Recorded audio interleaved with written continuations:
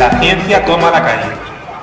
Bienvenidos a un nuevo programa de La ciencia toma la calle, coordinado por la Asociación Nacional de Estudiantes e Investigadores del Siglo XXI y en su nombre Ernesto Caballero Garrido, el que os habla, y quien charlará con investigadores para intentar entender más qué es la ciencia y qué misterios y maravillas nos ofrece el conocimiento científico.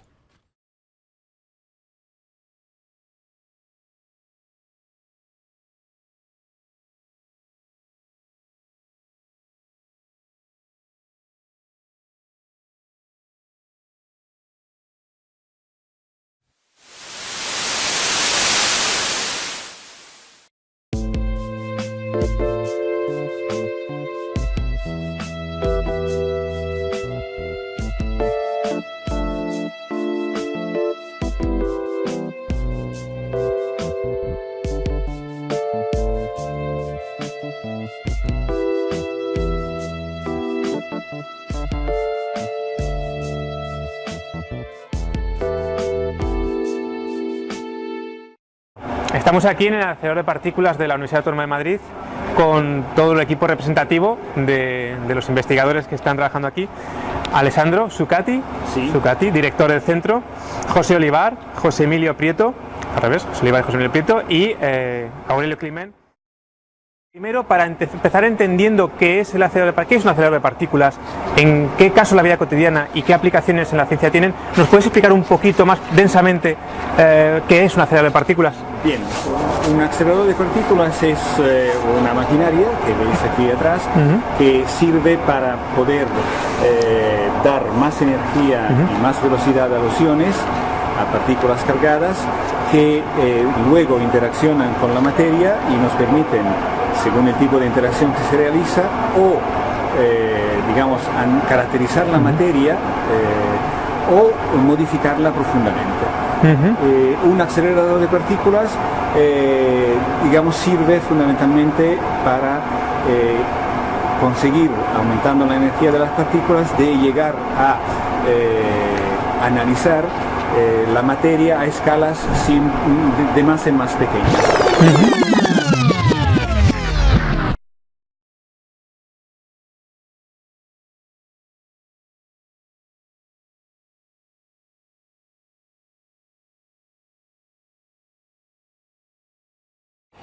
Nuestro acelerador acelera iones a partir de blancos sólidos o a partir de elementos que se encuentran en naturaleza en forma de gases. Y entonces la producción de los iones, la generación de los iones se realiza en esta parte del acelerador, que son las fuentes de iones. Aquí, a través de procesos de pulverización o procesos de formación de plasma, se generan iones negativos. A la verdadera sección de aceleración, que está constituida por el tubo acelerador que se encuentra al interior de este tanque.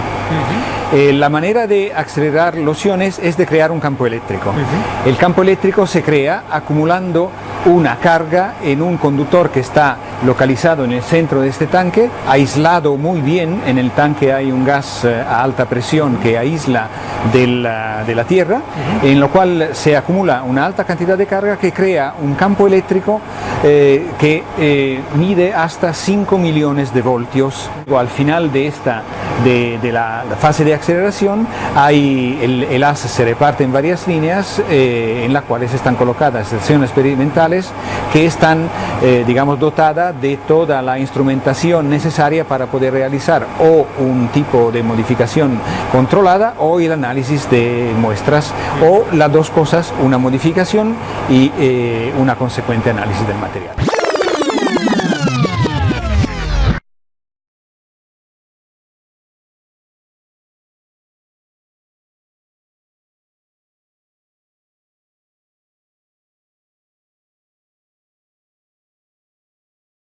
Y bueno, realmente hemos oído, sobre todo a raíz de la construcción del famoso LHC ahí en el CERN, que hay diferentes tipos de aceleradores. ¿Esto exactamente qué significa? ¿En qué consiste cada uno de los tipos de aceleradores? Bueno, la primera cosa que hay que decir es que la técnica más práctica y probablemente la única práctica para acelerar partículas es de elegir partículas cargadas. Porque en este caso digamos, la fuerza que se puede aplicar es una fuerza eléctrica, la fuerza de Coulomb, que es fuerte y que, digamos, se puede conseguir bastante sencillamente. Porque se actúa sobre una partícula cargada sobre un ion, entonces un electrón o un mesón con una fuerza eléctrica, es necesario crear un campo eléctrico. Según el tipo de campo eléctrico que se utiliza, se habla de aceleradores electrostáticos, como lo nuestro que tenemos aquí, que son aceleradores relativamente más sencillos en su construcción y en su coste, y que tienen por contra el problema de no poder alcanzar enormes energías que se alcanzan con máquinas con campos variables. Si se habla de aceleradores electrostáticos, son todos prácticamente aceleradores lineares. Pero también hay otra aplicación, la arqueometría, a la que se puede someter aquí con la aceleración de partículas. La arqueometría es el clásico ejemplo de la utilización de haces de iones en condiciones prácticamente no perturbativas, no destructivas, y entonces encuentran aplicación directa y muy amplia en el campo del patrimonio. En el campo del patrimonio, la conservación de la integridad del objeto es fundamental, si no, ningún conservador nos entregaría los objetos. Y con estos tipos de aceleradores se pueden analizar detalles de una muestra arqueológica a escala incluso micrométrica sin dañar en ninguna manera el objeto. Cuéntanos algo de tu trabajo, las aplicaciones biomédicas de la aceleración de partículas. ¿Esto cómo es? En el caso nuestro en concreto, estamos utilizando los haces de iones para modificar las propiedades del silicio, un semiconductor. Irradiándolo con iones, el semiconductor se vuelve más resistivo, entonces irradiamos localmente, definiendo unos patrones, bien sea a través de máscaras o bien sea a través de un haz muy focalizado. Y lo que hacemos luego es que este silicio así irradiado lo oxidamos, crecemos silicio poroso, y este silicio poroso solo crece en las zonas que no se han irradiado, porque las zonas irradiadas, al aumentar la resistividad por la irradiación, se hacen más resistentes a este tratamiento electroquímico.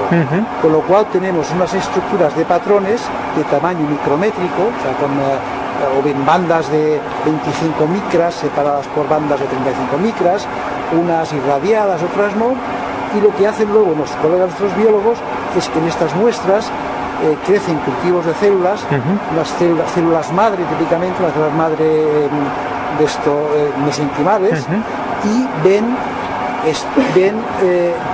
cómo, dependiendo de si está irradiada la zona o no está irradiada, y también de las dimensiones, las células tienen tendencia a irse a un sitio o a otro. En nuestro caso es una modificación que no puede considerarse como técnica destructiva. Claro, no estropeas la materia, sino le das otra conformación. La alteras, pero no tienes que ni romper la muestra ni... ¿Qué aplicaciones puede tener esto? Pues las células madre tienen desde propiedades terapéuticas, propiedades de esto, por ejemplo, para regenerar tejido. Además son células que se pueden convertir, como son células madres, se pueden modificar y convertirse bien en tejido óseo, en tejido muscular, según eso ya lo hacen los tratamientos que hacen biólogos y médicos. José Olivares, Olivares. Tú trabajas en fotónica, primero. Sí, materiales para aplicaciones fotónicas. Para los legos, ¿qué es exactamente la fotónica? ¿En qué consiste? Bueno, la idea es que es un campo enormemente amplio. La idea es el control, la manipulación de información con la luz. Está muy relacionado, pues para lo más próximo que la gente conoce es Internet, la fibra óptica. Meter la información en la fibra óptica implica encender y apagar la luz que va por la fibra óptica, que son los ceros y unos, ¿no? Sí. Ese es un campo. Hay muchas maneras de conseguir esas fuentes de luz que se enciendan y se apaguen muy rápido para generar la información. Sería el campo más extenso y el más fácil de explicar. Entonces hay muchos materiales diferentes que se estudian y se proponen para mejorar las propiedades para estas aplicaciones fotónicas. Ahora mismo todo el mundo conoce la fibra óptica de Internet. Está de moda. En los ordenadores, que ahora los circuitos donde la información se maneja con el silicio, los transistores, los chips, pues están hechos a base de silicio. La información está en electrones, en corrientes, en carga. Hay un deseo y se está investigando que en el futuro todo sea más óptico, porque la óptica permite meter más información. En el campo de la fotónica, que es enorme, pues hay cientos de materiales candidatos a hacer dispositivos fotónicos, dispositivos en los que se utiliza la luz, se manipula con luz y se mete y se juega con información con la luz, que interacciona con esos materiales. En este contexto de estudiar materiales novedosos, el acelerador es una herramienta extraordinariamente interesante porque irradiando con iones de alta energía y escogiendo incluso la masa del ion, que es una de las cosas que podemos hacer aquí, escoger si enviamos contra la materia un ion ligero o un ion medio o un ion pesado, y en función de su masa y de su número atómico, la cantidad de energía que deposita en la materia hasta que se frena es mayor o menor. Y en función de este fenómeno, lo que es el frenado, podemos transformar de una manera u otra los materiales, los cristalitos que irradiamos, que van a permitir, si lo hacemos con astucia, fabricar, por ejemplo, guías de onda óptica. Una guía de onda es como la fibra óptica, pero en un cristalito, donde sí se pueden hacer circuitos ópticos.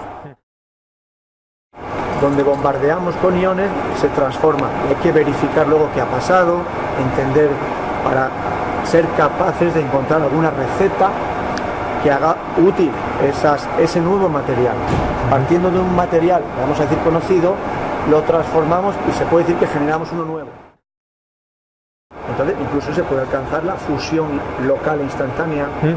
Entonces, cada ion deja lo que llamamos una traza que tiene un diámetro nanométrico. Esto es muy interesante porque hay un régimen de irradiación de muy baja fluencia o dosis, que es una irradiación muy corta, que nos permite hacer nanoestructuras que están, digamos, de moda, porque generan comportamientos diferentes de la materia.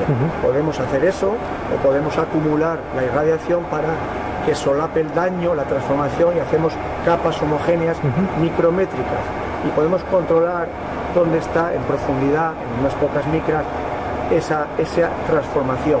Entonces tenemos un control desde nanómetros a micras, a micrómetros, para posicionar el daño y la cantidad de daño, la transformación. Y es una escala esta de nanómetros a micrómetros que es justo la que es interesante para las tecnologías. Entonces esa es la gran utilidad y la unicidad, y gracias a que tiene una alta energía este acelerador, podemos hacer ciertas transformaciones que si el acelerador tuviera la mitad de energía no podríamos hacer. Muchas gracias, porque además sabemos que estás constipado y te ha costado el doble de explicarnos un poco. Muchísimas gracias. Bueno, José Emilio Prieto, especialista en superficies. Explícanos primero un poco, es un poco, supongo, relacionado con el principio Aurelio, con aquello de modificar, ¿no? Con lo que os has comentado, Alessandro, con aquello de más energía, modificar la superficie y algunas aplicaciones. Cuéntanos un poco en qué consiste tu especialidad. Bueno, pues la física de superficies o la ciencia de superficies se dedica al estudio de las superficies, generalmente de cuerpos sólidos. La superficie, pues bueno, se puede definir como aquella zona en el exterior de un material en el que sus propiedades son distintas de las del volumen, de las del interior. ¿Cómo de grande es, cómo de extensa es esa región? Pues depende de la propiedad que uno esté mirando. Para unas determinadas propiedades, una superficie pueden ser micras, incluso milímetros. Para otras, más de escala atómica, pues pueden ser eso, unas pocas distancias atómicas, en pues ya la estructura o las propiedades de estos átomos que están en los límites del material, pues difieren de las del volumen. En particular, mis compañeros han hablado, y bueno, todo el mundo conoce que hay un enorme interés en hacer las cosas muy pequeñas, en reducir la escala, en el campo de la microelectrónica, del procesado de la información o del almacenamiento de la información, pues uno quiere ir a escalas cada vez más pequeñas. Cuanto más pequeño es un dispositivo, más importante es la superficie, más grande es la fracción de átomos que están en la superficie comparados con los que están en el volumen. Las propiedades de estas superficies intercaras son cada vez más importantes cuanto más pequeño. ¿Y alguna línea de investigación que quieras destacar en tu área? En particular, las superficies, bueno, pues son importantes para muchas cosas. uno de los fenómenos que ocurren en superficie es el crecimiento cristalino. Todos los materiales con interés en microelectrónica, el silicio, por ejemplo, cuando se crecen películas delgadas, bueno, pues se tienen lugar procesos de crecimiento cristalino en superficie. Otro campo de investigación en el que trabajamos aquí es el campo de los materiales magnéticos. También los materiales magnéticos sirven, entre otras muchas cosas, para almacenar información. Bueno, todos conocemos los discos duros, muchos dispositivos en los que se almacena información en forma magnética. Y también queremos ir a estructuras muy pequeñas con el fin de aumentar la densidad de información y de nuevo las propiedades de películas muy delgadas y de las superficies y de las intercaras en ellos pues son de importancia fundamental para poder entender y controlar las propiedades de estos dispositivos. Y luego lo que veo es que están muy relacionadas las áreas también con nuevos materiales, es decir, ahí están, no solo en compartimentos estancos, sino que cada área está muy relacionado. Pues muchas gracias por atendernos, a ti, a todos tus compañeros, ha sido un placer y luego ha sido muy ilustrativo poder conocer de primera mano un acelerador de partículas. Y digamos, lo que podría ser interesante saber es que la IAEA, la Agencia Internacional de Energía Atómica, estima que hay unos 15.000 aceleradores en el mundo, de los cuales el 97% es comercial, mientras que solo el 3% se dedica a investigación básica. LHC es el ejemplo más eclatante de investigación básica de ahora, o investigación básica en temas aplicativos como es este. Impresionante. Es nuestro acelerador. Impresionante. Pues Alexandro, muchas gracias.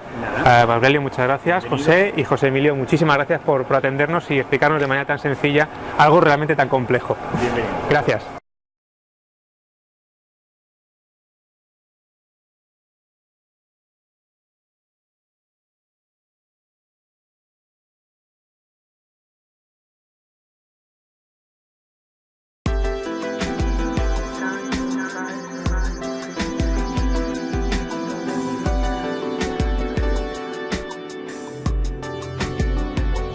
Es una pieza, esta es una mano de bronce de producción romana que ahora vamos a colocar para poder analizar la superficie, que es evidentemente una superficie que ha padecido el ataque del tiempo. Hay mucho producto de corrosión que se han formado en superficie y el análisis irá determinando qué tipo de producto de corrosión hay y dará sugerencias sobre el tipo de restauración que hay que hacer, de tratamiento que hay que hacer para recondicionar la pieza y traerla a hacer. Un tratamiento equivocado puede destrozar la pieza. Sí, puede no ser lo más apropiado, y entonces aquí se hará una limpieza láser y veremos un poco como luego verán los arqueólogos que están restaurando la pieza cómo se va a eliminar la pátina y cómo se queda el material original. Y una vez que se haya limpiado o incluso en algunos puntos aquí se puede determinar la composición del bronce para saber qué tipo de fundición se ha hecho, la proveniencia, la origen del material o la tecnología que se ha utilizado. Entonces la vamos a colocar.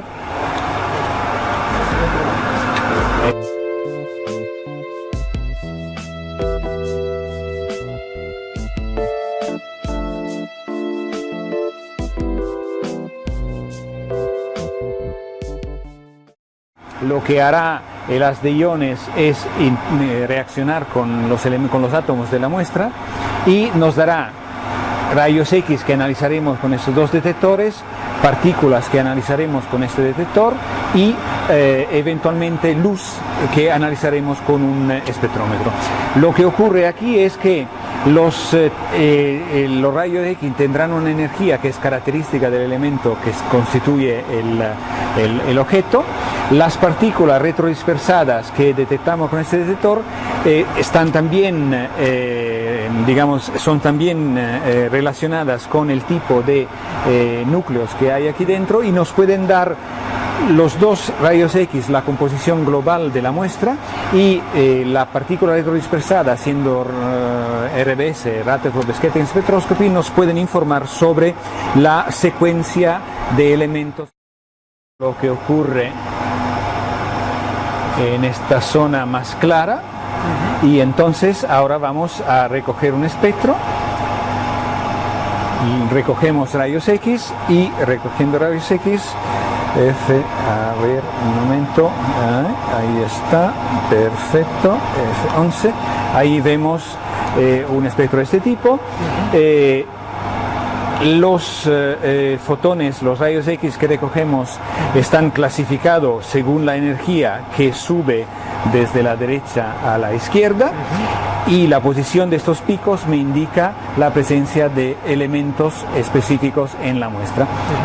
El más alto es estaño, los 3 picos que tenemos colocados aquí es plomo, y estos 2 picos son la línea, se dice K alfa y K beta del cobre. Hay también la K alfa y la K beta del hierro, y aquí hay calcio y titanio. Esto es un análisis que nos resulta particularmente clara, porque tratándose de un bronce, es una aleación de cobre y estaño. No es común que haya plomo añadido a cobre y estaño para realizar una fusión, y hierro, titanio y calcio son partes que se han incorporado desde la interacción con el suelo, son la parte superficial, la capa de corrosión que hemos visto. Está enterrado y con el desgaste del tiempo. Exactamente, es un bronce romano, lleva unos 1600, 1700, la época no la conozco. Entonces, analizando ese espectro podemos determinar la composición y distinguir bronce y bronce, porque serán distintos uno del otro, claro, según que uno tenga más estaño. Según la tecnología de la época. Según la tecnología de la época. Cosas interesantes con los bronces son normalmente lo que se llama sedimentación, según la dirección en la cual se ha realizado la fusión, como estaba puesto el molde, se va depositando plomo, se estructura y se ve más plomo, se ve un perfil de concentración del plomo que nos dice cómo estaba puesta la muestra, el objeto, cuando se fundió.